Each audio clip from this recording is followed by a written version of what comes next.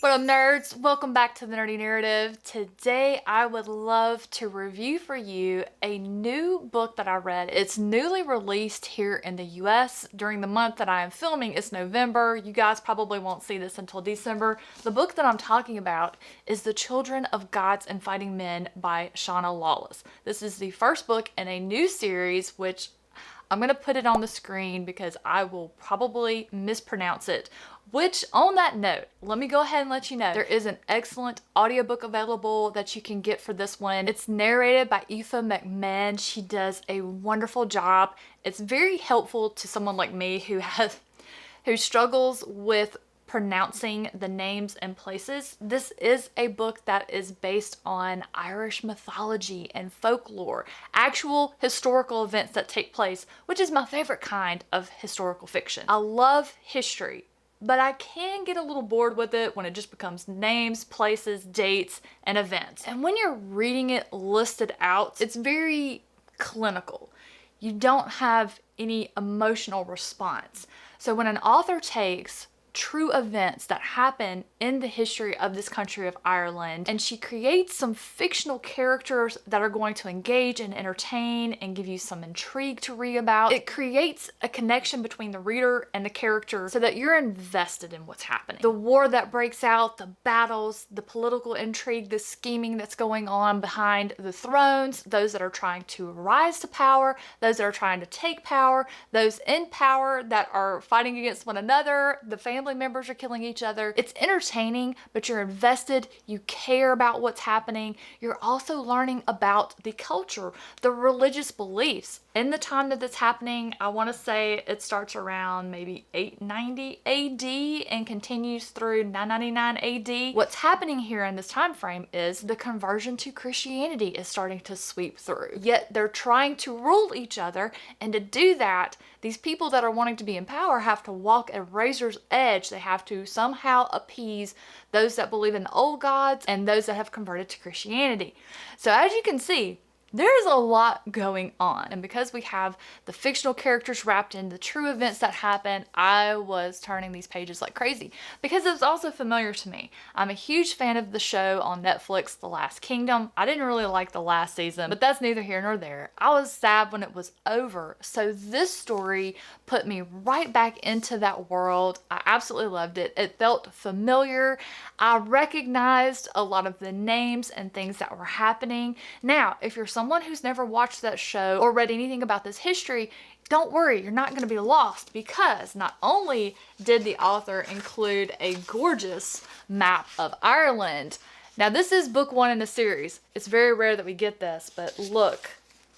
We have a whole list of characters, what families or tribe they belong to. I confess I used that a lot when I started out reading it, but once I started catching on to who was who and what was what, I was fine. So what is The Children of Gods and Fighting Men all about, and why do I think you might would like to read it? This story follows the points of view of two women.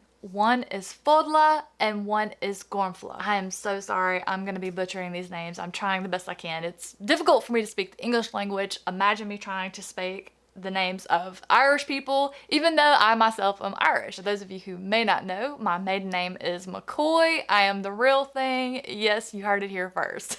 These women come from two different immortal races. Gormfla is the first point of view that we meet.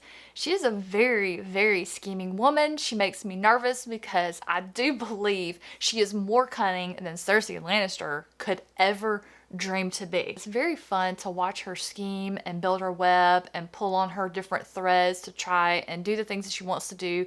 And it's funny because it's motivated by love for her son Citric. She wants Citric to be king. That is her goal. But she's racing against time. Not because time is running out for her life, because she belongs to the immortal race of the Fomorians. They have fire magic. But she's in hiding because, as far as she knows, she and her brother Malmorda are the only two Fomorians left alive.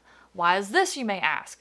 Because Fodla, who is our other point of view, comes from the race of the Descendants, who is an immortal race of warriors who hunt down and kill the Fomorians. So right away, I'm thinking, okay, these two points of view are from opposing forces. This is going to be interesting. I love the fact that they both hid their magic. Fodla is a healer, and her race actually pretty much withdrew from the mortal realm. They didn't want to associate with them, and if you were caught using your gift to heal a mortal, or God forbid, if you mated with one, that could be excommunication or death. I wanted to know more about each of the races' history and how they came to be like they were. Why were the Fomorians being hunted by the Descendants? What happened in their past that caused that? But that's not all that's interesting about this book. The different kings of the different territory have gotten greedy. They're scheming against one another. You know, it was so full of politics and scheming. I just absolutely loved it. Because there's so many different elements that are contained in these pages of the Children of Gods and Fighting Men, I think it would appeal to a wide variety of readers. Those that thrive on historical fiction, those that are just lovers of fantasy, I think would love this book. Readers who love mythology and folklore, I think would love this book. Shauna Lawless just wrote and executed this book so well. There was so much vivid imagery. I was absolutely riveted to these pages, and it was just made